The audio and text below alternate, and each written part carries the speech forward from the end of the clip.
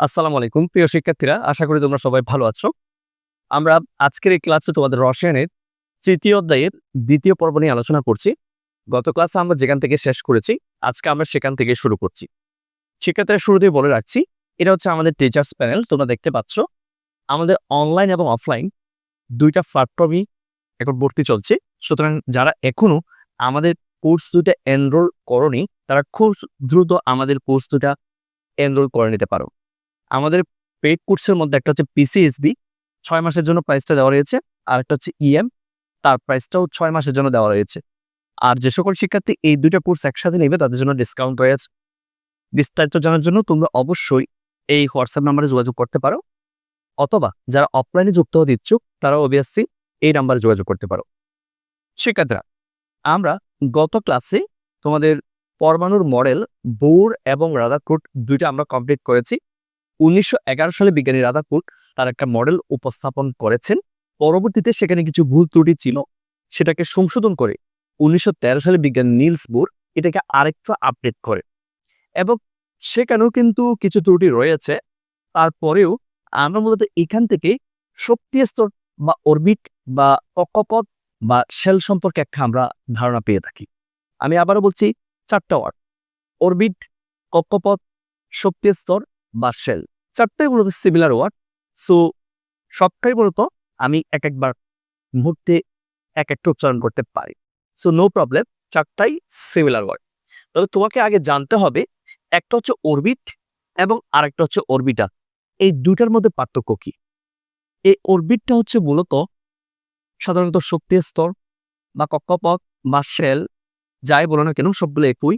এই অরবিটটা হচ্ছে নিউক্লিয়াসের চতুর্দিকে, একটা পরমাণু নিউক্লিয়াসের চতুর্দিকে ইলেকট্রনগুলো যে ঘুরবে, এই ঘূর্ণনের ক্ষেত্রে কতগুলো অনুমোদিত ব্যাসার্ধের কক্ষপথকে ঘিরেই মূলত ইলেকট্রনগুলো ঘুরতে থাকে। এই কক্ষপথটিকেই বলা হবে মূলত অরবিট। আমি বিষয়টা আরেকবার ক্লিয়ার করছি। একটা পরমাণু নিউক্লিয়াসের চতুর্দিকে নির্দিষ্ট ব্যাসার্ধের কতগুলা কক্ষপথে ইলেকট্রনগুলো ঘূর্ণায়মান থাকে, এই কক্ষপথগুলাকেই বলা হয় অরবিট। অথবা আমরা শর্টকাটে বলতে পারি, অরবিট হচ্ছে পথ। ক্লিয়ার? এবার আরেকটা ওয়ার্ড আমাদের জানতে হবে, সেটা হচ্ছে অরবিটাল। এই অরবিটাল জিনিসটা কি? সাধারণত আমাদের একটা ভাষার ক্ষেত্রে আমরা লক্ষ্য করি, এই যে টাল, এই টাল শব্দটা যখন আমরা দেখি, এটা ভিন্নাত্মক অর্থে উচ্চারিত হয়। সাধারণত কোনো কিছুর সমারোহ বা একসাথে অনেকগুলো বস্তুর সমষ্টি, এই টাইপের কোনো কিছু বোঝায়। তাহলে অরবিটাল কখন বলবো আমরা, বা অরবিটাল জিনিসটা কি? সাধারণত ওই যে সকল অঞ্চলে বা যে সকল অরবিটের যে সকল এলাকায় ইলেকট্রনগুলো ঘূর্ণনের প্রবণতা সবচেয়ে বেশি, বা ইলেকট্রনগুলো থাকার প্রবণতা সবচেয়ে বেশি, ওই স্থানটিকেই বলা হবে অরবিটাল। আমি যদি এখন তোমাদেরকে আরেকটু ক্লিয়ার করে দেখাই, মনে করো এটা একটা কক্ষপথ। শিক্ষার্থীরা, এটা একটা কক্ষপথ এবং এটা হচ্ছে নিউক্লিয়াস, পরমাণু নিউক্লিয়াস। এই যে পথ, এই পথে যে ইলেকট্রন ঘুরছে, এই পথটিকে বলা হয় অরবিট। এখন এই পদের মধ্যে কোন জায়গায় ইলেকট্রন থাকার প্রবণতা সবচেয়ে বেশি?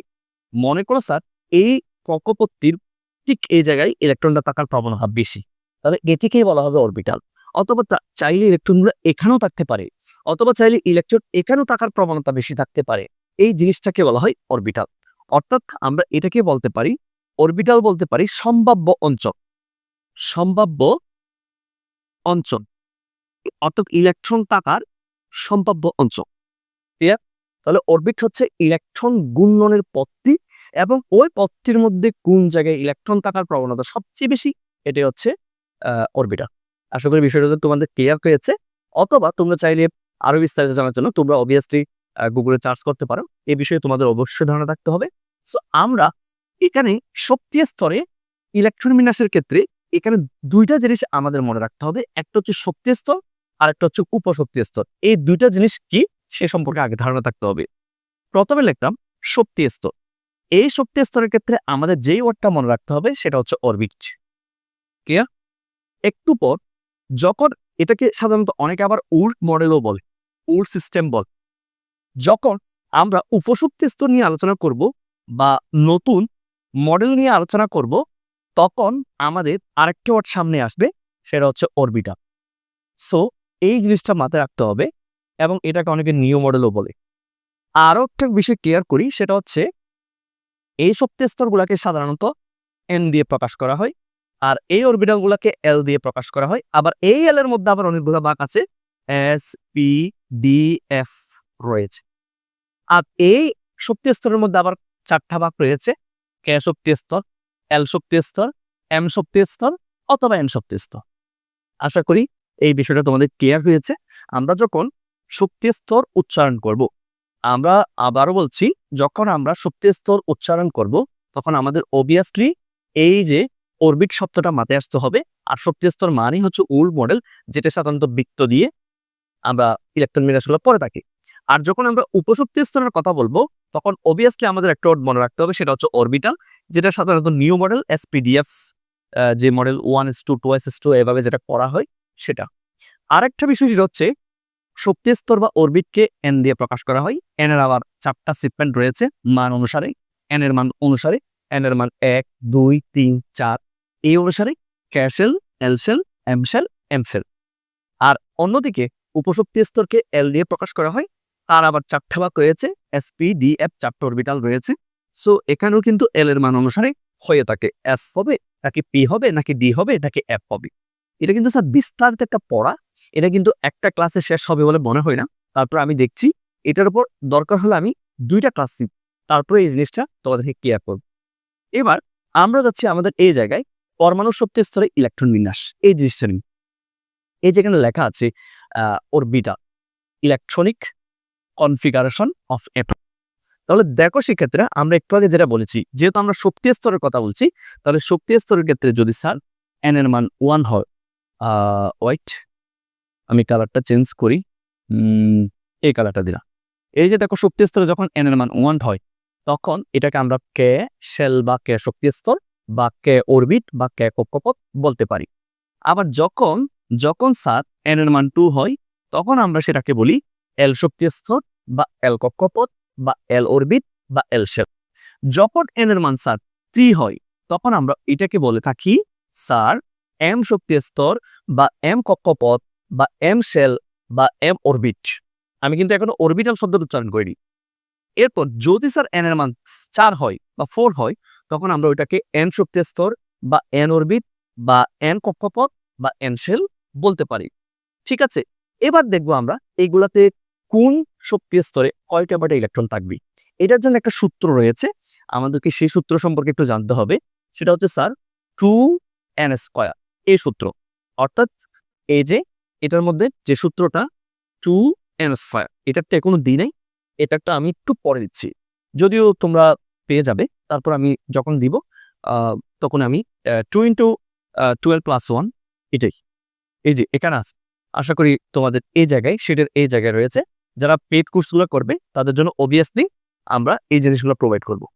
এই যে দেখো এই এই সূত্রটা শক্তি স্তরের ক্ষেত্রে এই সূত্রটা মেনে চলে, আর উপশক্তি স্তরের ক্ষেত্রে স্যার এই সূত্রটা মেনে চলে 2 × 12+1। ঠিক আছে, এই যে তাহলে আমি সেটা লিখে দিই 2 × 2l+1। ওকে, এই সূত্র।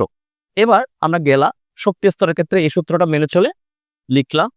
শক্তি স্তর বা অরবিটের ক্ষেত্রে এই সূত্রটা মেনে চলে। আর উপশক্তি স্তরের ক্ষেত্রে উপশক্তি স্তর উপশক্তি স্তরের ক্ষেত্রে যে সূত্রটা মেনে চলে 2 × 12+1, যেটাকে আমরা অরবিট বলে থাকি, আর এটাকে বলে থাকি আমরা অরবিটাল। ওকে, আমি বারবার একই উচ্চারণগুলো বোধ করছি যাতে তোমাদের ক্লিয়ার হয়। এবার দেখো তাহলে সূত্র অনুযায়ী কি হচ্ছে স্যার। সূত্র অনুযায়ী আমরা গেলাম এবং আমরা দেখতে পাচ্ছি এই 2n² এর মধ্যে যখন আমি এই 1টা বসিয়ে দিলাম তখন আমি দেখতে পাচ্ছি এই ক্যাশলের মধ্যে সর্বোচ্চ ইলেকট্রন থাকতে পারবে 2টি, যেটা তোমরা দেখতে পাচ্ছ। একইভাবে যখন আমি n এর মান 2 দিলাম, তাহলে এই সূত্রের মধ্যে দেখো তো n এর মান 2 দেওয়ার সাথে সাথে আমি দেখতে পাচ্ছি এই এল শক্তি স্তর বা এল অরবিট বা এল কক্ষপথ বা এল শেলের মধ্যে সর্বোচ্চ 8টি ইলেকট্রন থাকতে পারবে। এর কম হলে নো প্রবলেম, বাট বেশি হওয়া যাবে না। যদি স্যার এন এর মান 3 হয় তাহলে এই সূত্র অনুসারে আমরা দেখতে পাচ্ছি স্যার এম শক্তি স্তরে সর্বোচ্চ 11টি ইলেকট্রন থাকতে পারে। একইভাবে যখন এন এর মান 4 হয় তখন আমরা দেখতে পাচ্ছি এই সূত্র অনুসারে এন শক্তি স্তর বা এন অরবিট বা এন কক্ষপথ বা এন শেলে সর্বোচ্চ 32টি ইলেকট্রন থাকতে পারে। আশা করি এই জিনিসটা তোমাদের মাথায় রয়েছে এবং অবভিয়াসলি মনে রাখতে হবে, কারণ এটা এমসিকিউর বেলায় আসে।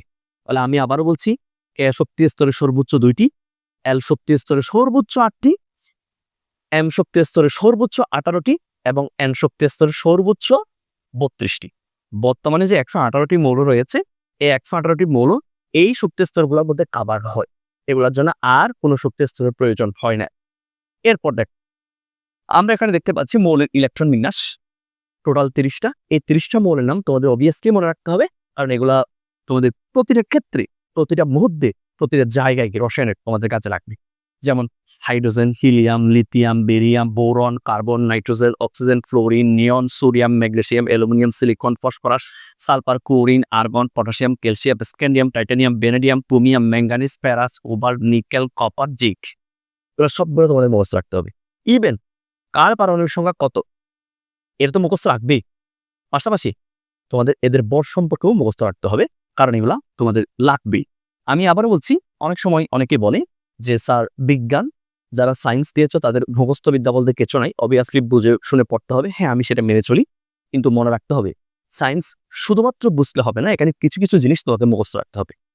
এখন আমি যদি বলি জিঙ্কের ভর কত, এখন তুমি যদি সেটা বের করতে যাও, মাশাআল্লাহ, তোমার তো পরীক্ষা দেওয়া হবে না, ঘন্টার পর ঘন্টা চলে যাবে।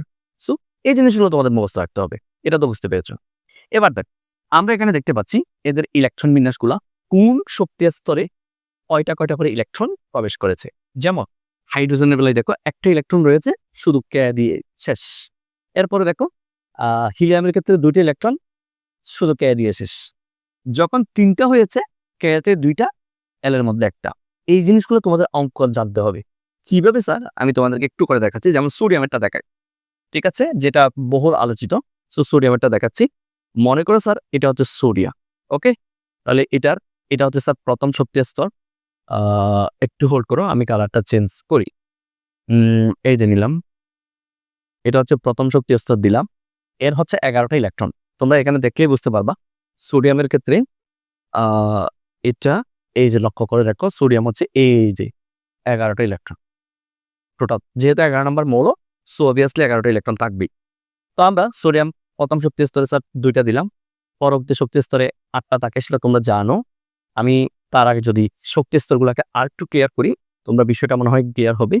এই যে এই জিনিসগুলো কিভাবে থাকে, এটা আমরা কেমনে বুঝবো?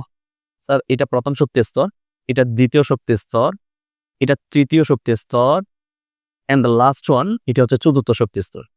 এবার আমরা এদের নামকরণগুলো দিচ্ছি। স্যার এটা হচ্ছে, এটাকে বলা হয় কে সেল, ওকে।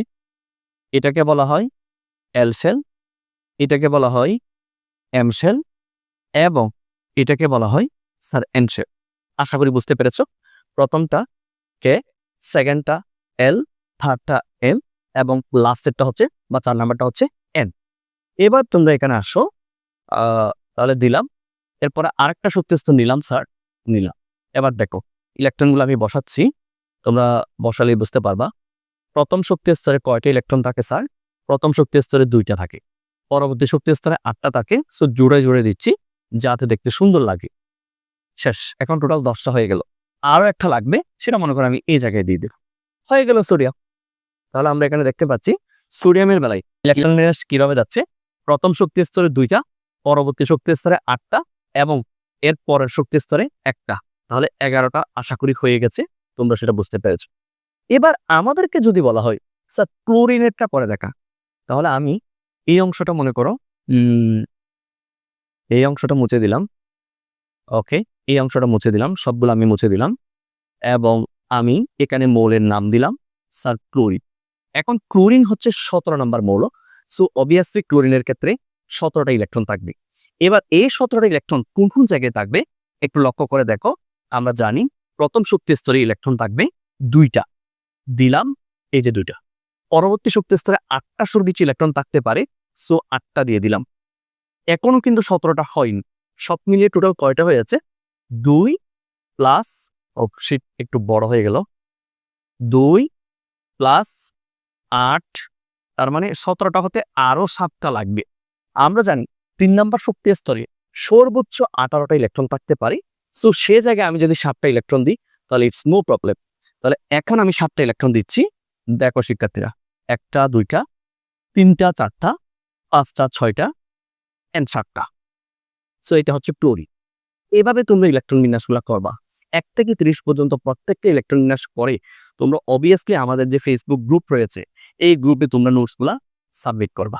এই গ্রুপে তোমরা নোটসগুলো সাবমিট করবা, বন্ধুদেরকে ইনভাইট করবা, নিজেরা নোটসগুলো সাবমিট করবা। এখানে দেখো অনেক স্টুডেন্টস তাদের নোটসগুলো সাবমিট করছে। এই যে দেখতে পাচ্ছ রাদারপুর মডেলের ইয়াগুলো সাবমিট করছে কত সুন্দরভাবে, গণিতের নোট সাবমিট করছে, দেখো কত সুন্দর লাগছে। সো এভাবে তোমরা তোমাদের নোটসগুলো সাবমিট করবা যাতে তোমরা এবং তোমাদের বন্ধুরা উপকৃত হয়। আর পাশাপাশি আমাদের একটা ফেসবুক পেজ রয়েছে, এই ফেসবুক পেজটিতে লাইক এবং ফলো দিয়ে বন্ধুদেরকে ইনভাইট করলাম। আমাদের কোর্স সম্পর্কে বিস্তারিত জানতে তোমরা অবশ্যই আমাদের ওয়েবসাইটে ভিজিট করতে পারো, অথবা তোমরা চাইলে তোমাদের বইগুলো এখান থেকে ডাউনলোড করে নিতে পারো। বাংলা এবং ইংলিশ দুটা ভার্সনই রয়েছে। আর আমাদের দুইটা চ্যানেল, একটা হচ্ছে আরফাত একাডেমি মেইন চ্যানেল, আর একটা হচ্ছে আরফাত স্যার সেকেন্ড চ্যানেল। দুইটা চ্যানেলই কিন্তু আমরা কন্টিনিউয়াস ভিডিও আপলোড করি। সো এই দুটা চ্যানেল তোমরা অবশ্যই সাবস্ক্রাইব করে যুক্ত থাকবে, বন্ধুদেরকেও বলবে। এরপরে দেখো, যখন ইলেকট্রন সংখ্যা 4 19টা বা এর পরে হয় তখন একটু কাহিনী হয়ে যায়। তখন মূলত উল সিস্টেমটা একটু কাজ কম করে, এখান থেকে মূলত ঘাপলাটা শুরু হয়। আমি স্পষ্ট করে দেখাচ্ছি। ঠিক এই জায়গা থেকে 19 থেকে শুরু করে, সো একটু বড় হয়ে গেল, এই 19 থেকে শুরু করে ঠিক এই 30 পর্যন্ত এখানে একটা মেজর প্রবলেম রয়েছে। এখানেই মূলত ওল্ড সিস্টেমটা একটু ফেল করে। কিরকম ফেল? মনে করো স্যার আমি এখানে স্ক্যান্ডিয়ামের ইলেকট্রন বিন্যাসটা করছি, স্ক্যান্ডিয়ামের ইলেকট্রন বিন্যাসটা। এখন স্ক্যান্ডিয়ামের ইলেকট্রন হচ্ছে 21, তার মানে 21 নাম্বার সিরিয়াল, 21টি ইলেকট্রন থাকবে। It's simple. সো আমি এখানে দিলাম, এটা স্ক্যান্ডিয়ামের জন্য নিচ্ছি। আমি এখানে দিয়ে দিলাম স্যার দ্যাট ইজ স্ক্যান্ডিয়াম।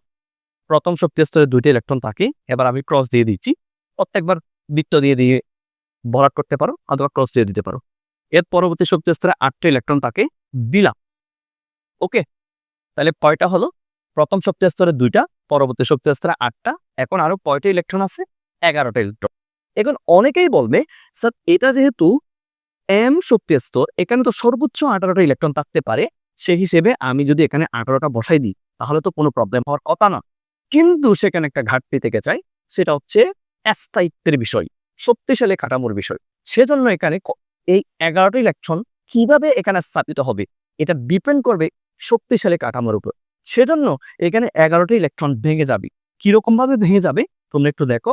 এখানে 11টি ইলেকট্রন ঠিক এই রকম ভাবে ভেঙে যাবে, অর্থাৎ লাস্টের কক্ষপথটাকে ফিল আপ করে এর আগের কক্ষপথে আসবে।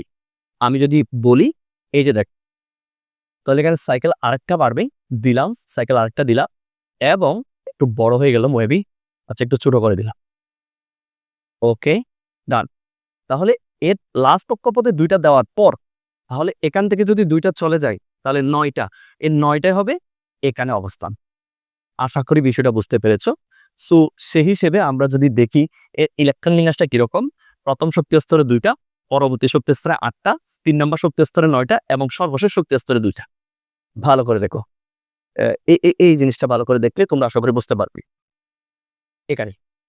তাহলে দেখো সে যেটা টাইটেনিয়াম সেটা কিভাবে দেখো, 2 8 বাই আরো 12টা অ্যাবসেন্ট, সেজন্য এই 2 দেওয়ার পর এখানে আমরা 10 দিয়ে দেব।